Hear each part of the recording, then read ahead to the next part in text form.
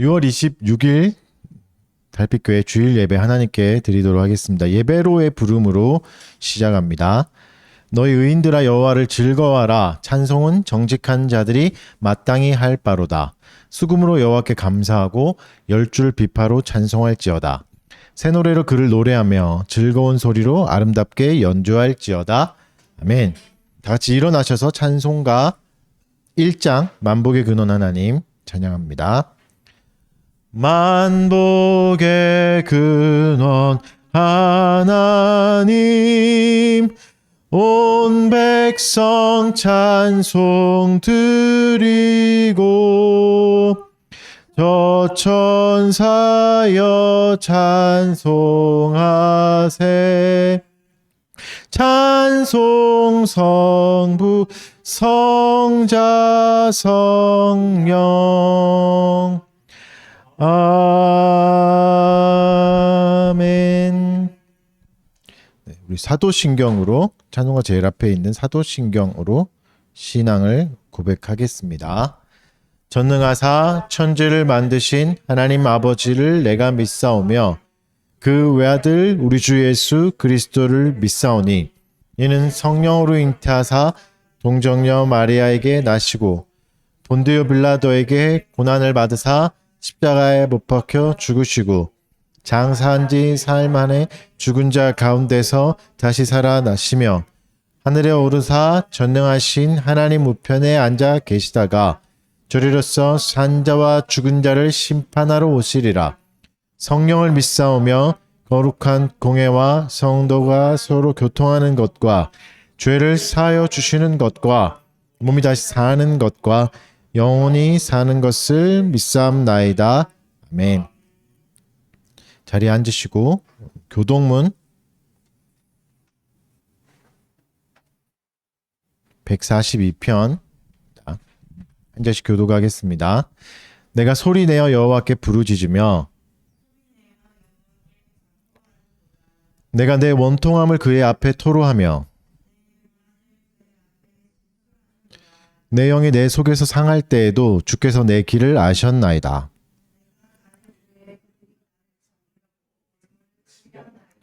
오른쪽을 살펴보소서. 나를 아는 이도 없고 나의 피난처도 없고 여호와여 내가 주께 부르짖어 말하기를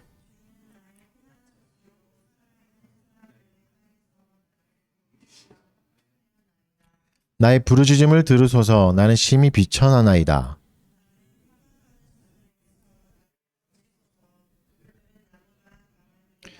내 영혼을 옥에서 이끌어내사 주의 이름을 감사하게 하소서.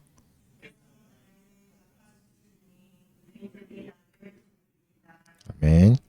다 같이 자리에 일어나셔서 우리 주의 공적인 고백하는 시간입니다. 우리의 본성이 하나님을 향하지 않고 주의 말씀에 적극적으로 오히려 불순종하고 또 이웃을 미워하고 범죄하였던 것들 알게 지은지 모르게 지은 죄 하나님 앞에 회개하는 시간 우리를 돌아보면서 1분 정도 갖도록 하겠습니다.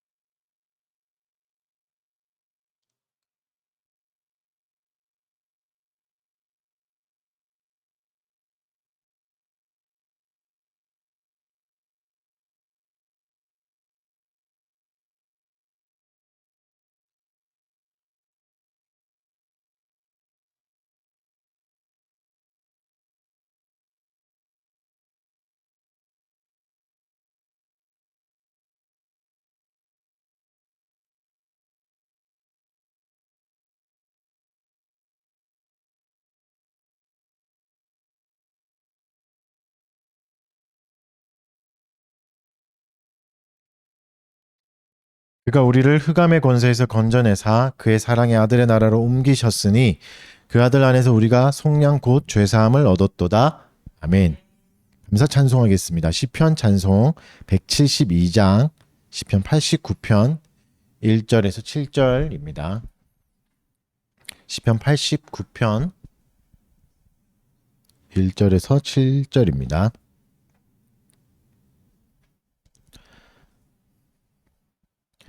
주 인자하심과 주의 성실하심 내가 내 입으로 영원히 찬양해 나 말하리라 주의 인자와 성실을 주 여호와께서 영원히 세우시며 여호와의 성실 하늘 위에 대대로 우리 여호와가 견고히 세우시리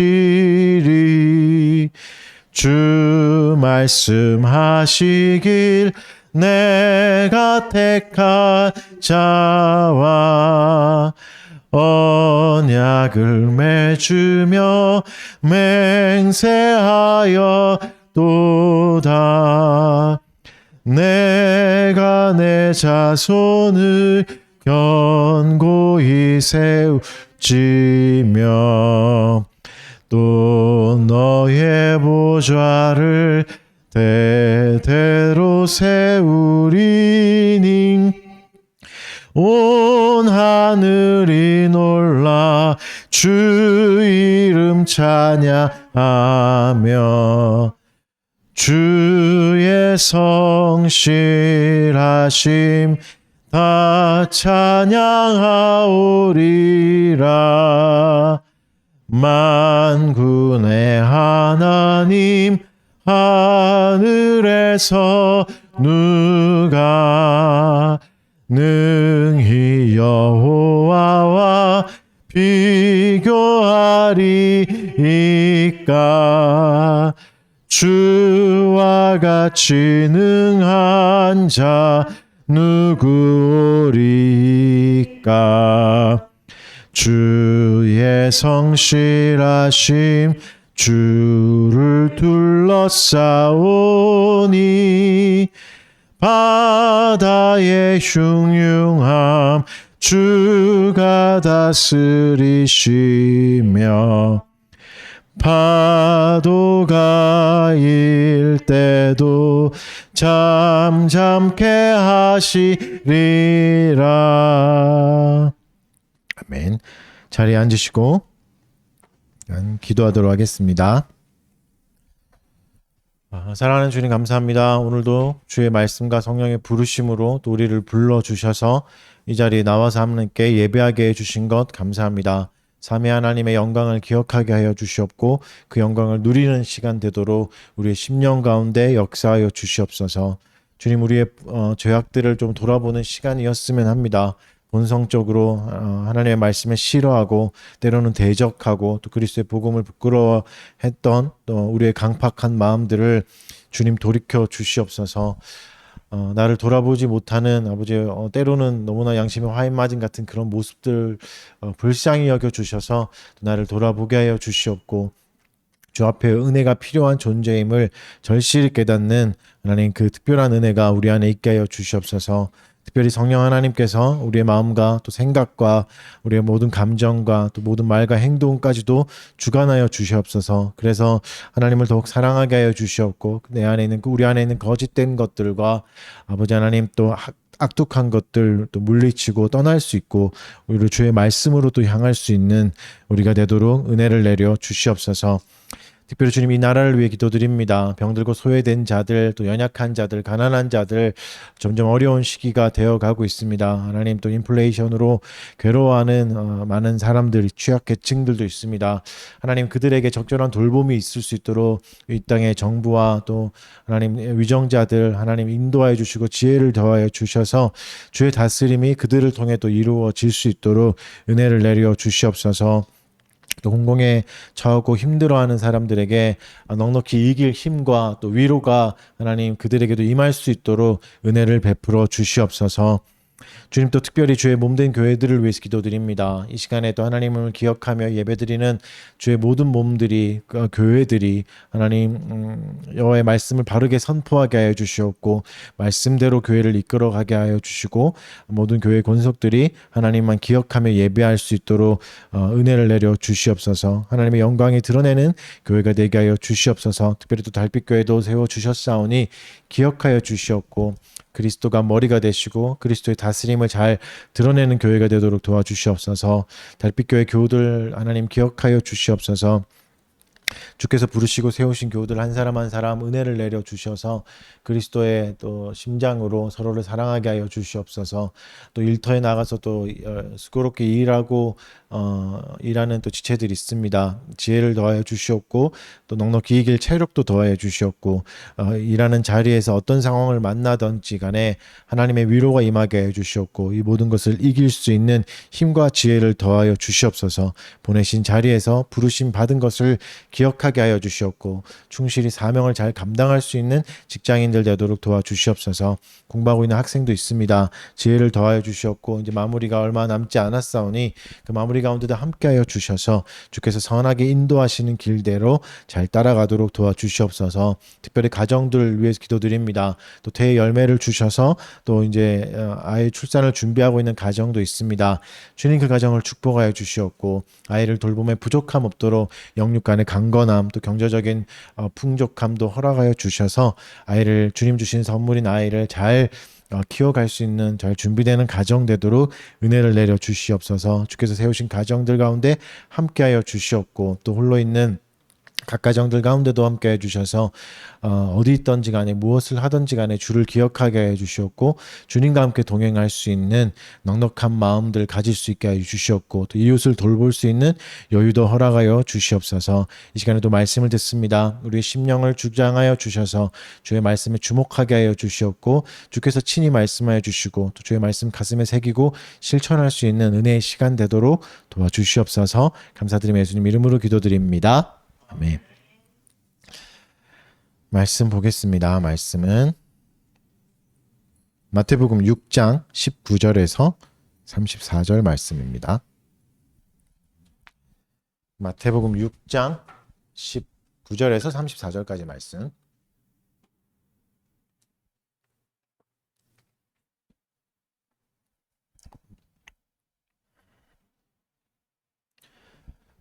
제가 한번 읽어드리겠습니다. 너희를 위하여 보물을 땅에 쌓아두지 말라. 거기는 좀과 동록이 해하며 도둑이 구멍을 뚫고 도둑질하느니라.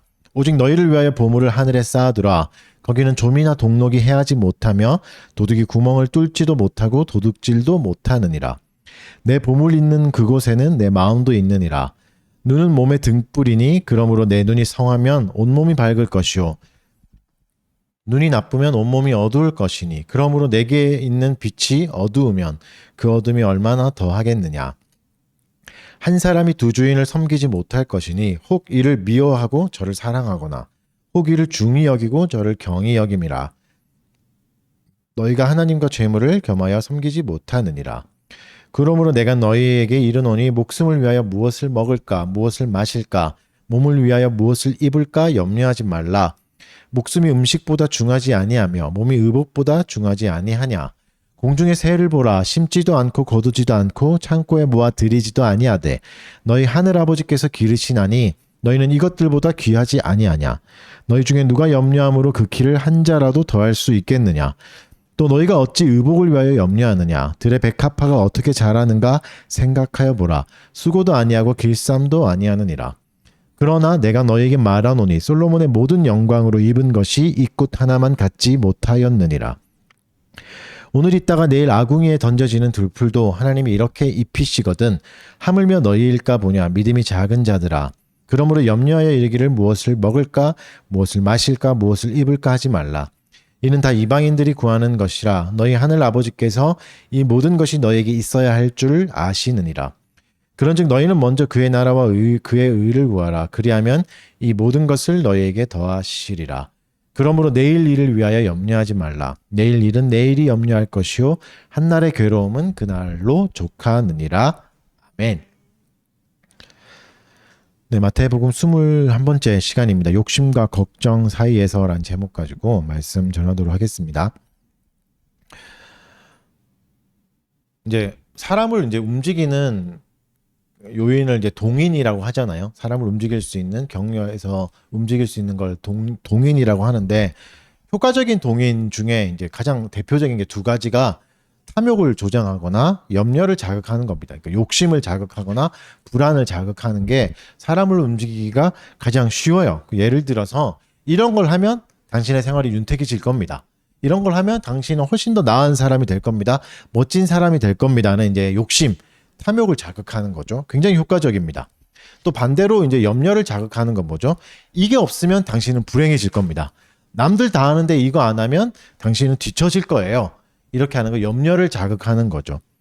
뭐 예를 들어서 이제 세일즈에서 가장 기본 되는 건데, 뭐 이렇게 어떤 사모님을 만나서 물건을 판다고 할 때 사모님 정도면 이 정도는 하셔야죠. 하면은 이제 사야 되는 거죠. 아, 그렇지. 이 욕심을 자극하는. 그리고 또 이게 안 먹히면 그거 있죠. 옆집 사모님은 다 하시는데. 이러면 아, 뭐야, 나만 빠지겠네. 이렇게 해서 사게 되는 가장 이제 기본 되는 게 잘 먹히는 마케팅 방법이죠. 이 두 가지는 굉장히 잘 먹힙니다. 두려움과 욕심을 이제 움직이는 것.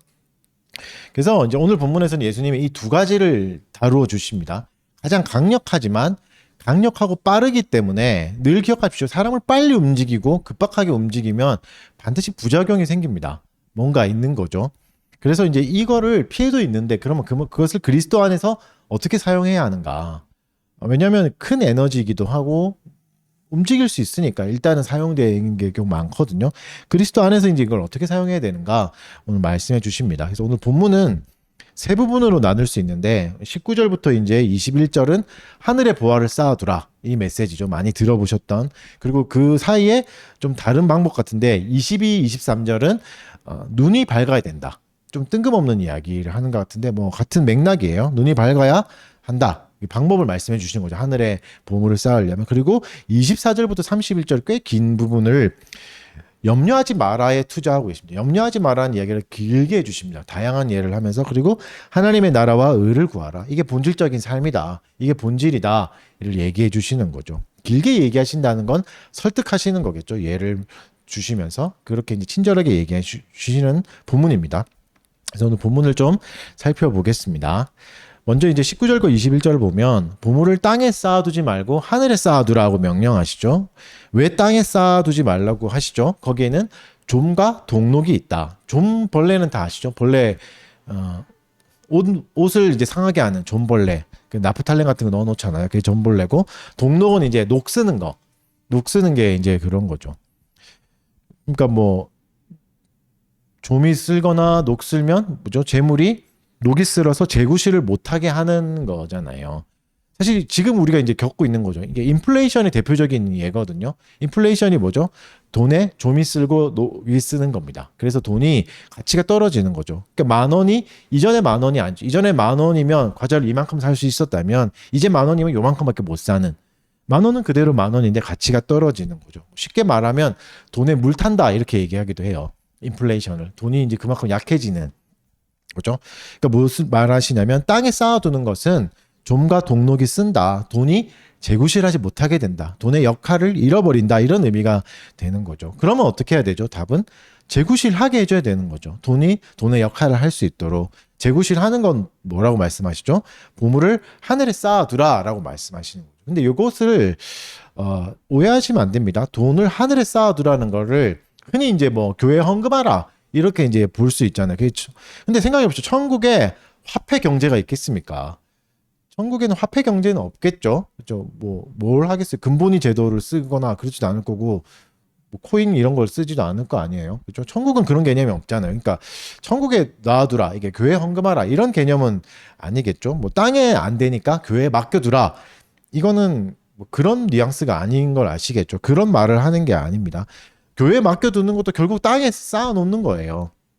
그렇잖아요. 교회에 맡겨둔다고 좀이 안 쓸거나 동록이 안 쓰는 건 아니잖아요. 그러면 뭔가 돈이 재구시라는 게 뭔가 바르게 쓰는 거 하늘에 쌓아둔다는 게 뭘까? 똑같은 이제 이 이야기를 누가복음에서도 하잖아요. 누가복음의 병행 본문에서 12장 33절에서는 이렇게 얘기하시면서 뭐라고 말씀하시냐면 낡아지지 않는 배낭을 만들어라 이렇게 말씀하세요. 낡아지지 않는 배낭을 만들어라. 그러면서 그 앞에서는 뭐라고 말씀하시면 너희의 소유를 팔아 구제하여 낡아지지 않는 배낭을 만들어. 그러니까 배낭이 구멍 나지 않는 여기 넣어놓으면 잃어버릴 염려 없는 그러니까 같은 맥락이죠. 그 앞에 뭐가 있죠? 소유를 팔아 구제하라. 그래서 낡아지지 않는 배낭을 만드는 건 뭔 거죠?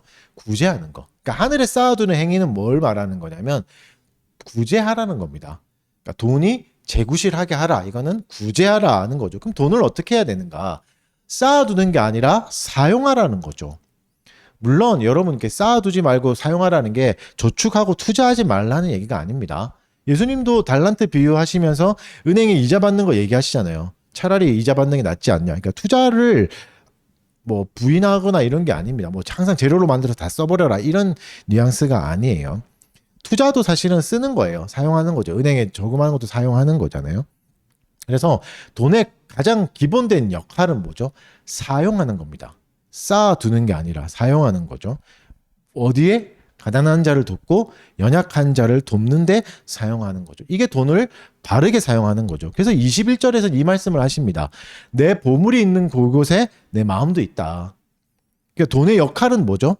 우리의 마음을 가리키는 지표가 됩니다. 우리 마음이 어디로 향해 있는가? 가치 있는 것으로 향합니다. 여러분이 어떤 사람입니까? 여러분이 쓰는 카드 명세서가 말해주고 있다는 거죠. 우리가 쓰는 카드 명세서. 뭐 어디다 쓰십니까? 내가 보기에 좋아 보이는 것, 옳아 보이는 것, 유익한 것에 내 마음이 가잖아요. 그 돈 그래야 되는 거죠. 그런 곳에 가게 되는 거죠. 그러니까 다르게 이제 종합해 보면 뭐죠? 이 땅에서 무엇이 가치 있는 건가? 무엇이 가치 있는 삶인가를 얘기하는 겁니다. 당신의 돈을 어디 쓰고 있는가? 무엇에 가치 있는가? 무엇이 당신이 진짜 가치 있다고 생각하는가? 이걸 얘기하는 거죠. 무엇이 가치 있는 삶이죠? 정답은 우리가 항상 알고 있죠. 하나님을 영화롭게 하고 즐거워하는 게 가치 있는 삶이잖아요. 그래서 하나님을 사랑하고 그 사랑으로 이웃을 사랑하는 거. 이게 진짜 가치 있는 삶이다. 이게 진짜 동의가 되는가? 진짠가? 하면은 내가 가지고 있는 돈이 그 방향으로 가야 된다는 거죠. 이 땅에서 그냥 나만 잘 먹고 잘 사는 데만 쓴다면 이게 땅에 쌓아두는 거죠. 나를 위해서만. 그래서 바울의 말을 좀 들어봅시다. 바울이 이제 디모데전서 6장 18절 19절에서 이렇게 얘기하는데 읽어드릴게요. 선을 행하고 선한 사업을 많이 하고 나누어 주기를 좋아하며 너그러운 자가 되게 하라. 이것이 장래에 자기를 위하여 좋은 터를 쌓아 참된 생명을 취하는 것이다. 똑같은 얘기예요. 무슨 말이죠? 참된 터가 생명을 쌓고 그 하늘에 쌓아두는 거는 선한 사업을 많이 하는 거다. 나눠주는 거다. 약한 자에게 너그럽게 나눠주는 거다라고 말하는 거죠. 돈을 바르게 사용하는 예를 보여주는 겁니다. 그러니까 뭐죠? 돈은 부자들을 더 부하게 만드는 게 돈의 목적이 아니라 선한 사업을 많이 하고 나눠주는 게 목적입니다. 약한 자를 돌보는 게 목적입니다. 그래서 투자할 수 있습니까? 저축할 수 있습니까? 보험 넣을 수 있습니까? 할 수 있어요. 근데 목적은 뭐죠? 일단은 1차 목적은 내가 가난에서 벗어나는 거죠. 투자를 하고 보험을 넣고 저축을 하는 거. 왜죠? 도움 받는 삶에서 도움 주는 삶으로 가야 되니까. 언제까지 도움만 받을 수는 없잖아요. 왜죠? 나눠주는 게 가치 있는 삶이잖아요. 나눠주는 게 기쁜 삶이면 그 기쁨을 누리려면 나도 가난에서 벗어나야 되는 거죠. 그러기 위해서 전략도 짜고 일도 하고 저축도 하고 투자도 할 수 있는 거죠. 물론 여기서 합리적인 투자가 있어야 되겠죠. 그래서 22절, 23절은 뭘 얘기하냐면 눈이 밝아야 된다라는 단서를 주십니다. 그냥 돈만 모으는 게 또 답이 아니다. 눈이 밝아야 된다. 그러니까 돈을 바로 사용하기 위해서는 눈이 밝아야 된다. 시력이 좋아야 된다. 거죠. 이게 뭐 그런 얘기는 아니겠죠. 뭐 엄청 많이 오를 저평가된 주식을 보는 눈이 있어야 된다. 뭐 땅 투자될 땅, 그린벨트 풀릴 땅을 봐야 뭐 이런 건 아니겠죠. 무엇을 가치 있게 보는가죠. 네 눈이 그 가치를 판단할 수 있는가. 여러분 눈은 이제 여기서 이제 좀 대유법으로 볼 수 있겠죠. 나의 모든 걸 대표하는 기관이죠. 나의 생각과 이념들을 대표하는 기관이죠. 그러니까 너가 지금 보고 있는 게 뭔가? 돈인가 하나님인가? 이거를 얘기하는 거죠. 그러니까 바르게 살기 위해서 뭐가 필요합니까? 밝은 눈이 필요하죠. 그것은 우리 마음에서 시작되고 우리 인식과 판단, 감정에서 출발하는 거죠. 그게 어디로 향해 있는가? 그러니까 눈을 잘 관리해야 된다. 이건 뭐죠? 안경을 잘 쓰고 이런 얘기가 아니라 내 생각과 마음과 판단, 감정을 잘 관리하라는 말입니다. 그러니까 눈을 관리해야라는 말은 나를 관리하라는 거죠. 눈이 어두우면 어떻습니까? 자기만 보게 되는 거죠. 내가 잘 먹고 잘 사는 자기의 생존만 관심 있습니다. 그래서 오히려 자기를 못 봅니다. 그죠? 스크루지 얘기 잘 아시죠? 돈은 많이 모았지만 인색한 사람이 되면서 자기의 인격이 파탄되는 걸 모르죠. 유령이 찾아와서 자기 성찰을 하게 되잖아요. 오히려 자기의 안위만 관리하면 오히려 진짜 자기의 안위를 관리 못하게 되는 거죠. 자기를 돌볼 수 없게 되는 거죠. 몸이 그래서 오늘 본문은 뭐라고 하죠? 밝지 않다. 눈이 밝지 않으면 몸도 밝지 않아. 눈이 잘못된 걸 보고 있으면 몸도 고생해 이렇게 하죠. 그리고 불이 있어야 되는데 빛이 있어야 되는데 방에 빛이 있어야 되는데 그 빛이 희미하니까 어떻게 되죠? 방이 어두워지죠. 그러니까 그리스도인이 제대로 된 눈을 가지지 못하고 밝은 걸 보지 못하면 세상이 어두워진다. 반대로 얘기하면 세상이 아무리 암흑이고 망해가고 어두워져도 빛되는 사람이 있으면 방향을 잡을 수 있고 길을 안내할 수 있는데 그게 없어진다. 얘기하시는 거죠. 우리는 빛으로 부름받은 사람 아닙니까? 빛을 비춰야 되고 빛을 봐야 되는 사람이죠. 그것을 위해서 하나님이 온갖 은사를 더해 주셨습니다. 재물 얻을 힘도 주셨고 지혜도 주셨고 다양한 것을 주셨어요. 그러면 이것을 자아 성찰하는 데 쓰고 이웃을 섬기고 살피는 데 써야 되는데 그러지 않는 거죠. 사랑하는 여러분, 인색함에 사로잡히지 마십시오. 전전긍긍하면서 이거 없으면 나 죽는데 이렇게 살아가지 마십시오. 비단 돈뿐만이 아니라 난 돈이 없어서 그럴 여유도 없어요. 돈뿐만이 아니라 돈이 또 뭐죠? 시간이잖아요. 이웃을 위해 시간을 내주는 거, 먼 길을 찾아가는 거, 사람을 만나는 거, 그리고 내가 가치 있다는 것을 나누는 거, 돈뿐만이 아니라 내가 가치 있는 걸 나누는 것을 두려워하지 마십시오. 음식도 나눠 먹고. 제가 먹고 싶어서 그런 건 아니고 하여튼 잘 나눠주고 이렇게 해야 되죠. 그러니까 눈이 어두운 사람만 하는 거죠. 자기만 안 챙기는 것. 그건 눈이 어두운 거다. 여러분 7계명과 8계명을 기억하십시오. 7계명이 뭐죠? 간음하지 말라. 8계명 도둑질하지 말라. 이게 뭐죠? 다 탐욕이죠. 간음도 탐욕이자 그랬죠. 도둑질도 탐욕이잖아요. 그것을 제어하라고 말씀하시는 겁니다. 눈을 밝아라. 너의 탐욕을 제어해라. 여러분 더 가져야 내 존재가 밝아지는 게 아닙니다. 이게 더 있어야 내가 더 좋아지는 게 아니라고요. 눈이 밝아야 내 몸이 밝아집니다. 바른 가치를 볼 수 있어야 내가 밝아지는 거죠. 바른 것을 볼 수 있어야 내 존재가 밝아지는 거죠. 빛 대신 그리스도를 보고 있는가. 그것이 내 존재를 가치 있게 만드는 거죠. 이 어두운 세상에. 여러분 어두운 세상만 보면 소망이 없습니다.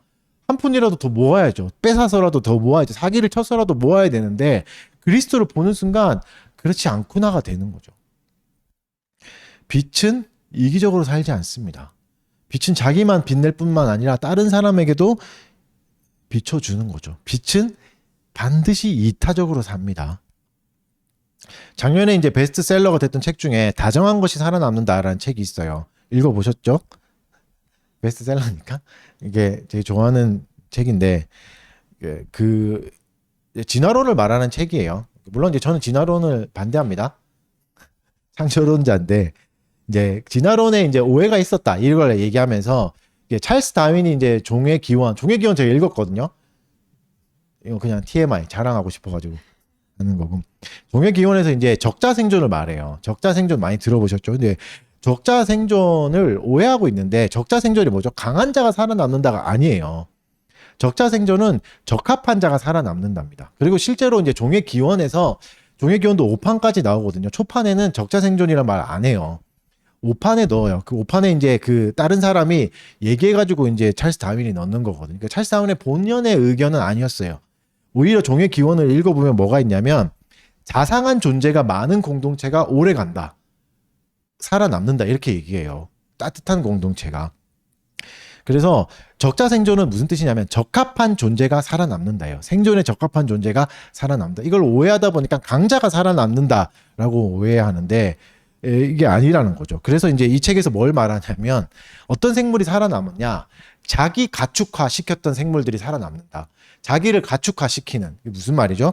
야생성을 버리고 누군가의 돌봄을 받는 존재가 가축이잖아요.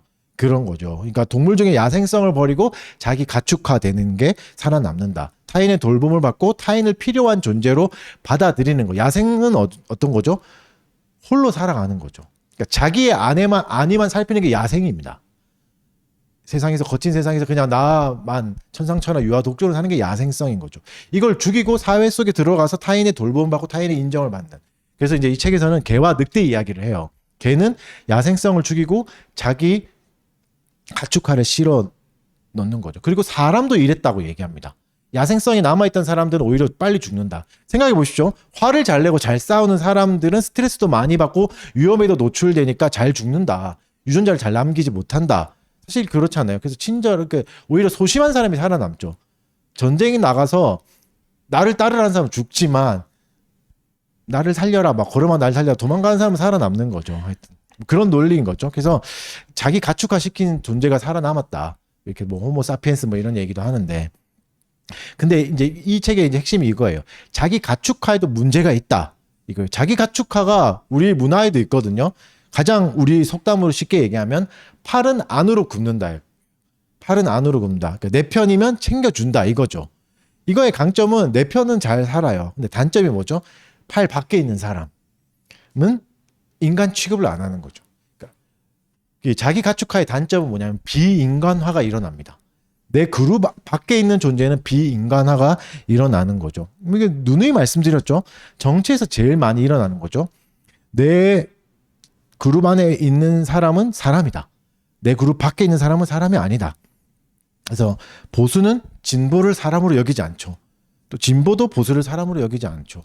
우리도 그렇죠. 우리도 그런 문화에 살아가고 있잖아요. 내 생각과 다른 사람을 뭐라고 그러죠? 충이라고 그래요. 충이 벌레잖아요. 그쵸? 뭐 무슨 충 이렇게 있잖아요. 북한은 남한을 인간으로 취급하지 않죠.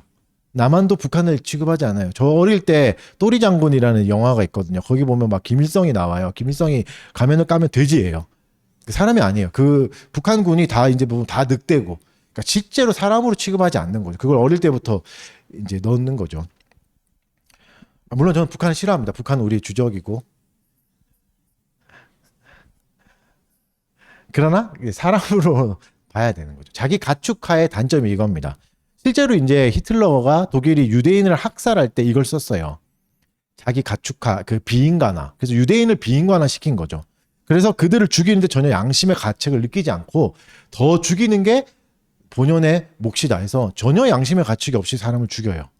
이게 굉장히 위험한 겁니다. 비인간화 시킬 때 진보가 보수 죽이는 거 별거 아닌 거죠. 보수가 진보 죽이는 것도 별거 아닌, 양심의 가책이 사라지게 만드는 거죠. 그래서 이 비인간화를 극복해야 된다. 그래서 이 책에서 얘기하는 게 세 가지를 얘기합니다. 우리도 해야 되는, 적용할 부분이 있는데 뭐죠? 세 가지가 뭐냐면 접촉이랑 공감 그리고 자각 이런 게 있어요. 일단 접촉하면 사람을 만나기 시작하면 욕을 못해요. 예를 들어서 중국 사람 욕하잖아요. 근데 중국인 친구가 있다면 중국 사람 쉽게 욕 못해요. 접촉하면. 일본 사람 욕하는데 내 친구가 일본인이다. 만약에 내 아내가 일본 여자다 이러면 쉽게 욕 못해요. 그러니까 접촉이죠. 접촉을 해야 돼요. 접촉하지 않고 싸잡아 놓고 비난하거나 싸잡아 놓고 욕하면 절대 그 사람들하고 친구가 될 수 없어요. 사람들은 접촉해야 됩니다. 공동체 안에 계속 접촉해야 그런 사람들 만나봐야. 진화론 싫어하지만 진화론자도 만나봐야, 진화론자의 책도 읽어봐야 그들을 비인간화하지 않을 수 있는 거죠. 그리고 공감. 이게 굉장히 큰 겁니다. 공감이란 능력은 굉장히 큰 능력이고 기도하셔서 구하셔야 될 능력 중에 하나예요. 그냥 공감이 안 되거든요. 공감이 상대를 인간으로 대하는 가장 첫 걸음이에요. 아, 그럴 수도 있구나. 그렇죠. 우리 생각하는 그렇죠. 어떻게 저럴 수 있어 이거잖아요. 사람이 어떻게 저럴 수 있어요? 그러니까 공감이 안 되는 거죠. 그럼 내 능력의 부족일 수도 있는 겁니다. 공감의 능력이 늘어가야 되죠. 그러니까 여러분 무슨 말만 하면 평가하는 게 좋은 게 아닙니다. 칭찬도 잘 하셔야 되죠. 아, 예뻐요. 이것도 요즘은 안 된다고 그러잖아요. 외모 칭찬도.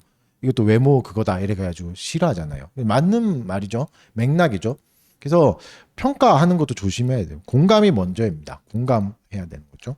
그리고 이제 뭐 각성까지도 얘기하는데 아무튼 그러니까 빛의 역할을 얘기하는 겁니다. 빛의 역할이 뭐죠? 빛을 갖고 있는 사람들은 이게 있어야 됩니다. 이해 가세요? 갑자기 너무 책을 얘기해요. 어려운 얘기를 해서. 그래서 하나 더 마지막은 각성을 얘기해요. 각성이 뭐죠? 시스템이 나를 자꾸 빈관화에 넣어버려요. 저 사람은 나쁜 사람이야. 이렇게. 미디어가 이렇게 얘기하죠. 미디어가 보면 그래요. 이상하게 한쪽을 자꾸 호도한 방향으로 가요. 미디어는 항상 전략이 있거든요. 사상이 있고. 그래서 뭔가를 꾸며요. 그걸 계속 무비판적으로 받아들이다 보면 그렇게 돼요. 그래서 여러분 살아남으려면 이건 뭐 그리스도인뿐만 아니라 이 사회에서 생존하려면 이타주의자가 되어야 된다. 이렇게 얘기하고 있는 거죠. 그러니까 방법론적으로 받아들일 수 있는 부분입니다. 빛으로 될 때. 다음 보겠습니다. 24절에서 34절 마지막 부분은 이제 앞에 부분은 뭘 얘기한 거죠? 탐욕을 얘기한 거죠. 욕심. 내가 다 가져야 살아남는 게 아니라 나눠줄 때 살아남는다 이 얘기를 한 거고 24절부터 34절 마지막은 염려를 극복해라. 그리고 건강한 삶을 살아라. 이렇게 말하는데 우리를 움직이는 힘인 두려움에 대해서 말씀하십니다. 염려라고 표현되는 건 두려움이겠죠. 두려움이니까 일어나는 거죠. 그러면서 뭘 얘기하죠? 주인 이야기를 하십니다. 똑같은 이야기예요. 사실 눈의 이야기가 똑같은 이야기를 다시 다르게 얘기하시는 거죠. 두 주인을 섬기지 못한다. 왜냐하면 사람의 마음은 보물에 묶이기 마련입니다. 좋아하는 것에 묶이기 마련입니다. 그래서 돈에 눈이 멀어버리면 하나님이 안 보이고 하나님을 도구화시켜요. 하나님의 눈이 가면 돈이 도구화되는 거죠. 이거밖에 없다는 거죠. 돈과 하나님을 조화시킬 수는 없어요. 돈과 하나님은 모순되는 존재입니다. 그래서 조화시킬 수 없어요. 둘 다를 섬기거나 둘 다 도구화시키거나 안 되는 거죠. 그래서 탐심은 뭐라 그러죠? 우상숭배라고 하잖아요. 탐심은 결국은 우상숭배다. 하나님을 섬기는 게 아니다라고 얘기하는 겁니다. 그래서 탐심을 극복하는 방법을 얘기해 주시죠. 무엇이죠? 염려하지 마라예요. 너무 허무한 명령이잖아요. 뭐 염려하지 마라. 어떻게 탐심을 극복할 수 있어요. 근데 하나님의 명령은 그 자체로 강력합니다. 여러분 기억하십시오. 하나님의 명령에서 이 땅에서 안 일어나는 게 없어요. 빛이 있으라고 명령해서 빛이 계속 있고 하나님의 명령에서 안 이루어진 게 하나도 없습니다. 그러니까 염려하지 마라는 무슨 말이죠? 너의 염려를 내가 가져가겠다. 염려하지 않게 해주겠다는 하나님의 의지의 표현도 되는 거죠. 그러면서 명령하시면서 우리에게 일어나는 염려들을 자세히 설명해 주시고 다양한 케이스를 얘기해 주십니다. 무엇을 먹을까? 마실까? 입을까? 염려하지 말라. 목숨이 더 중요하고 몸이 더 중요하다. 일단 염려하지 말라는 거는 오해를 풀고 갑시다. 지성이나 이성을 사용하지 말라는 게 아닙니다. 아무 생각하지 마라. 여러분 오해하지 마십시오. 그래서 내가 너무 많아요. 내가 죽고 예수가 살아야 되는데 이건 마치 아무 생각도 안 하는 나를 공으로 만든다고 생각하는데 그게 아니에요. 나의 지성과 이성을 바르게 사용하는 거죠. 여러분 오히려 염려가 없어야 치열하게 고민하고 깊이 생각해 볼 수 있습니다. 염려가 있으면 이성을 마비시켜요. 한번 말씀드린 적 있죠. 포모 얘기해 드린 적 있죠. FOMO 두려움으로 소비하는 거.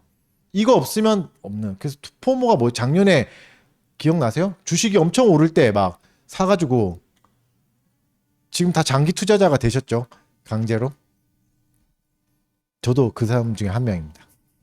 이거 안 하면 나는 지금 가난해질 것 같아. 이게 포모잖아요. 두려움에 소비하게 되는. 그러니까 이성이 마비되는 거죠. 염려는 오히려 이성을 마비시킵니다. 급한 마음이 있을 때, 위기감이 있을 때 깊이 꼼꼼히 생각해 볼 틈이 없어요. 그래서 무리수를 두게 되는 거죠. 이상한 소비를 하게 되는 거죠. 그래서 지나친 염려는 잘못된 길을 가게 하는 거죠. 그래서 여러분 무척 걱정이 많으니까 뭘 하죠? 복권 사는 거 있잖아요. 복권 사는 거 진짜 어리석은 거잖아요. 여러분 누누이 말하잖아요.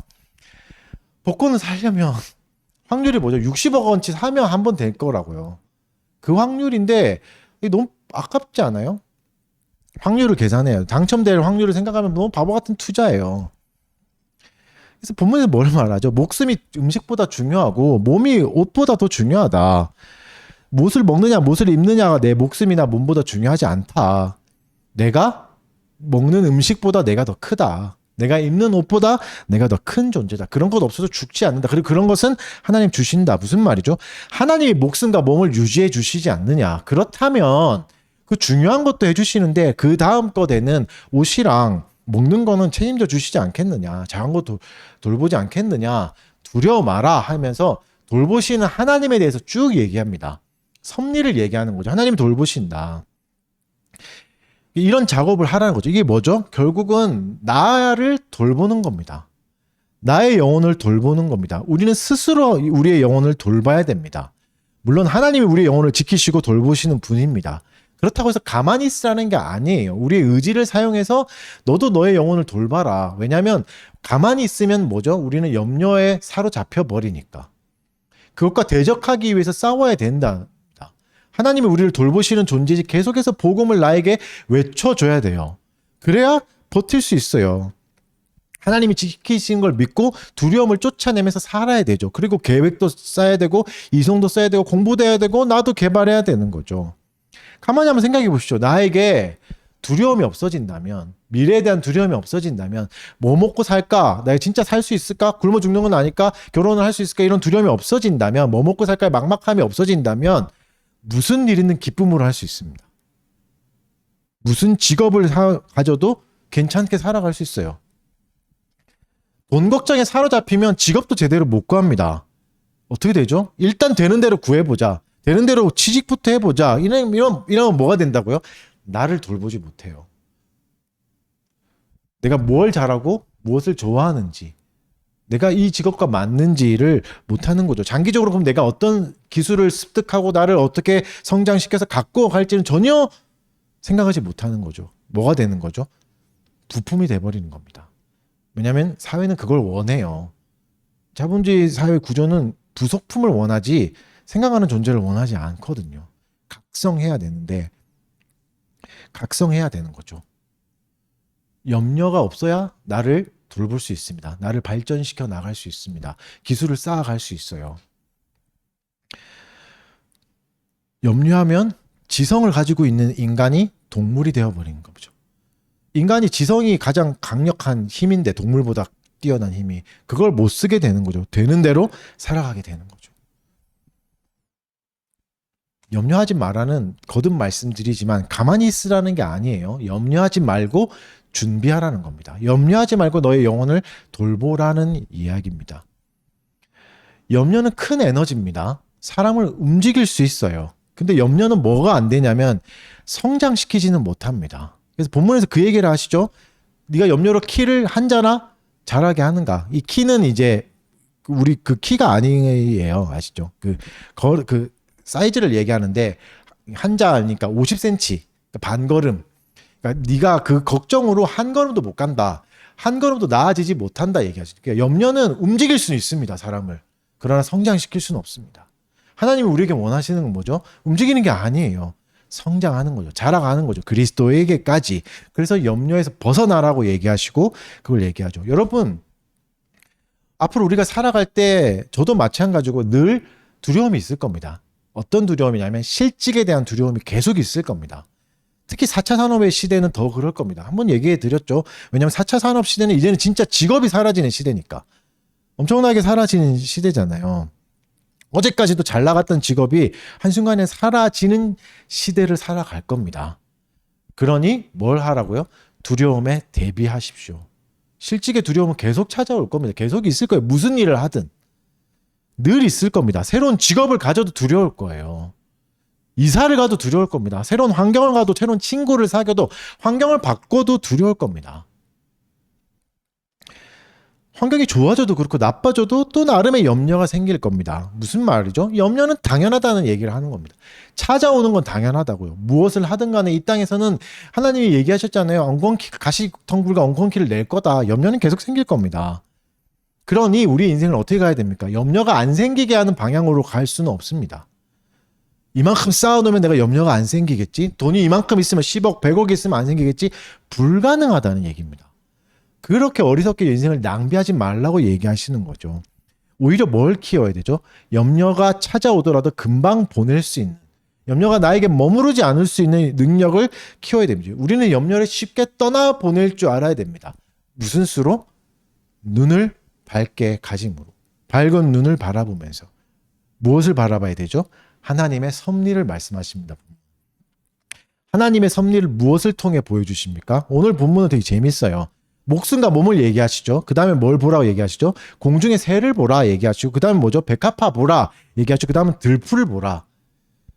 하나님의 빌드업이 느껴지십니까? 점점 빌드업 시키는. 느껴지세요? 자연계에서 보면 가장 만물의 영장인 사람을 얘기하시잖아요. 그 다음에 동물을 얘기하시죠. 그 중에 식물, 백합화. 그 중에서도 그 다음에는 식물 중에도 가치 없는 들풀, 땔감으로 쓰는. 점점 떨어지죠. 왜죠?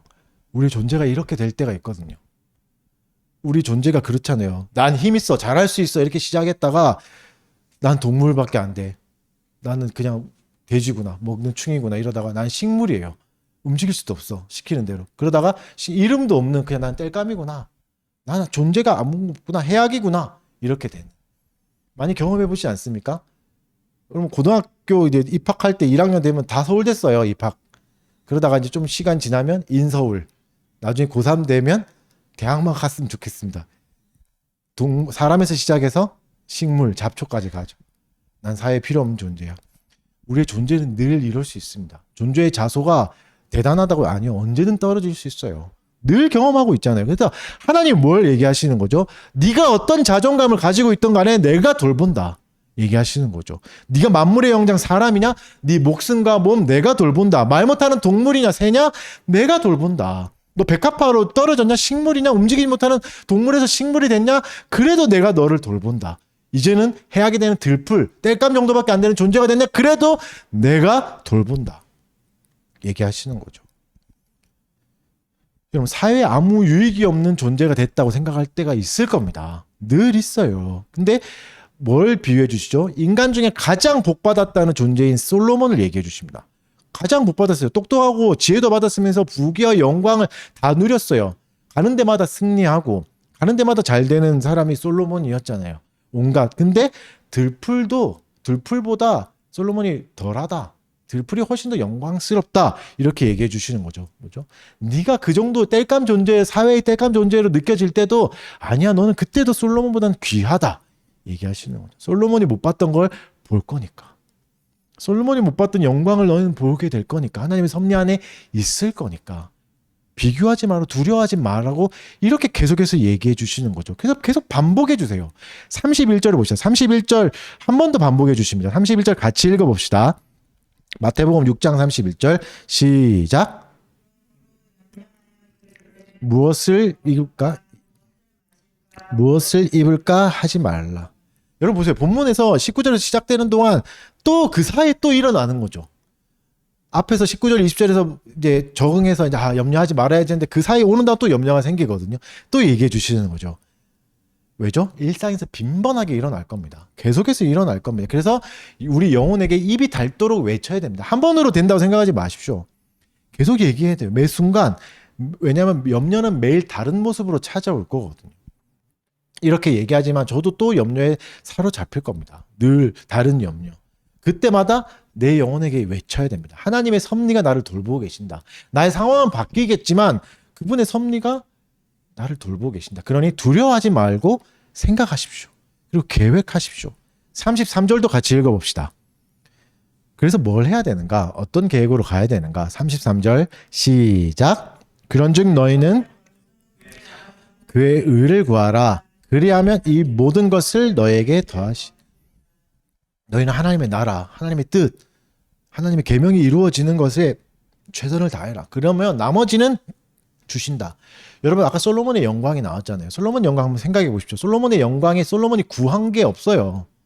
솔로몬이 구한 건 그거예요. 지혜 하나 구했는데 하나님이 나머지 다 책임져 주시잖아요. 솔로몬의 영광도 구한 게 아니에요. 구한 게 아니었는데 주셨다고요.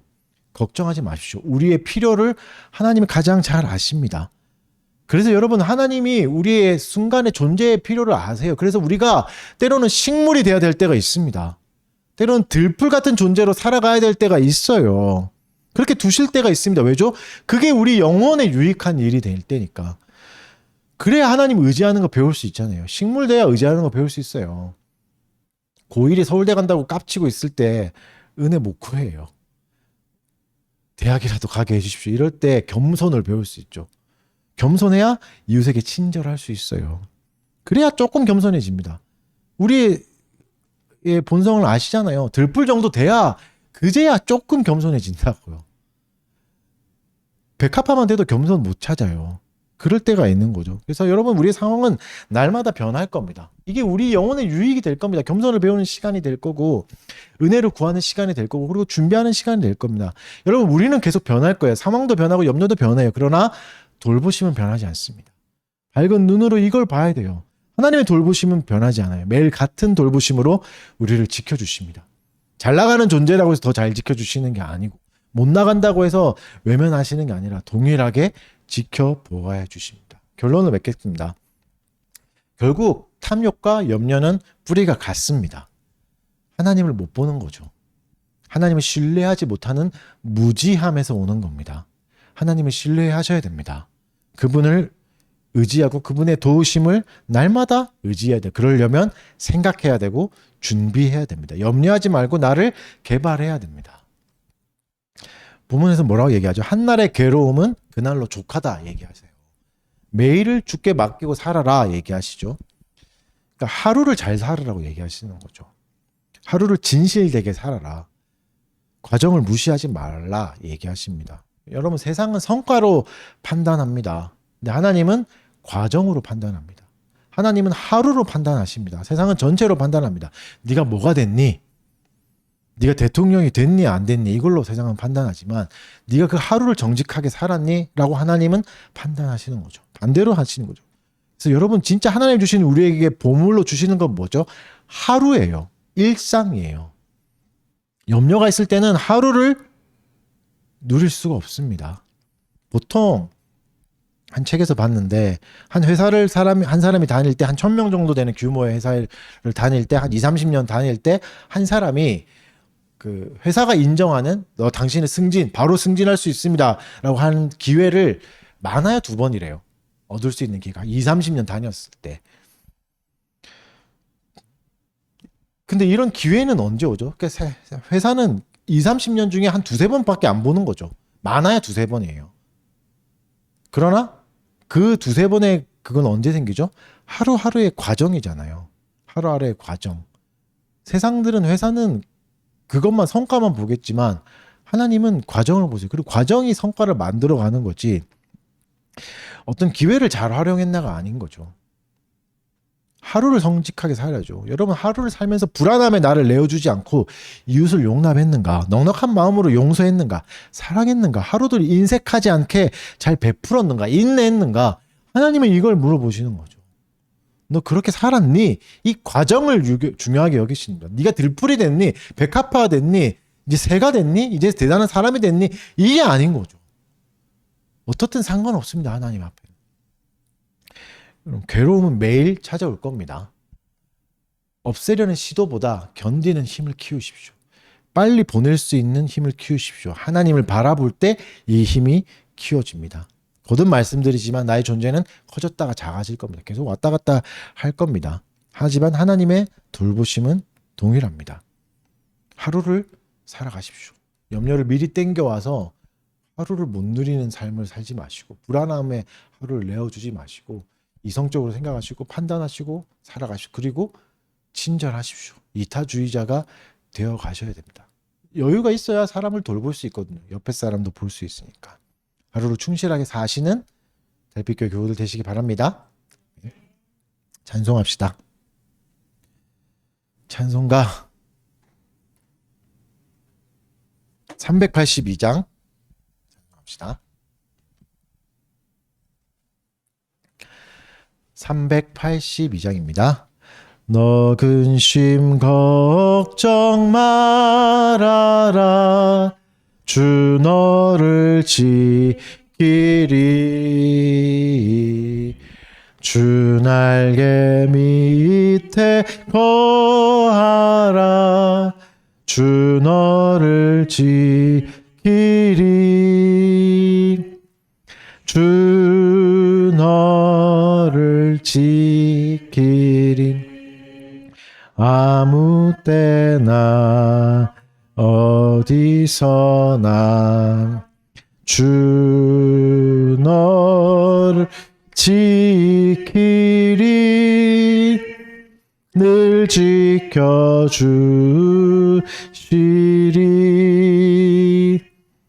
어려워 낙심될 때에 주 너를 지키리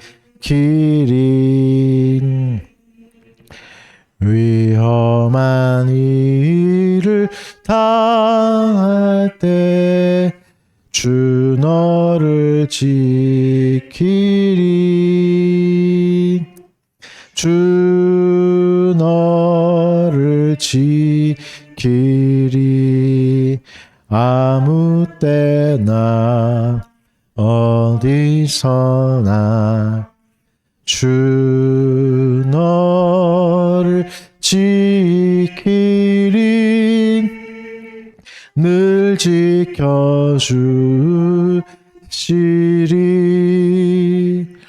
너 쓸 것 미리 아시고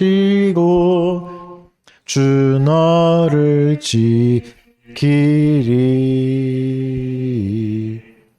구한 것을 주시며 주 너를 지키리 주 너를 지키리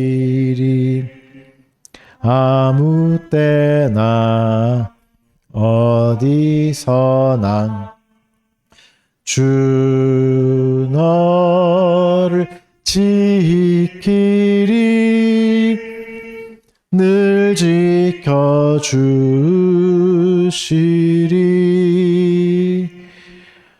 어려운 시험 당해도 주 너를 지키리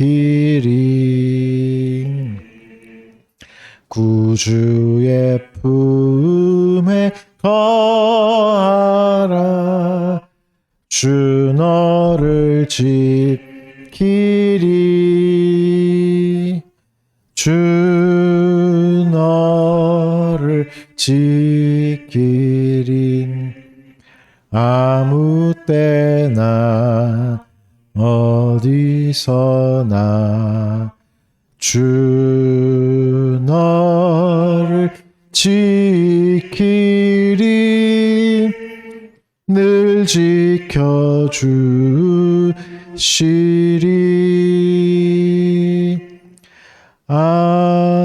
아멘.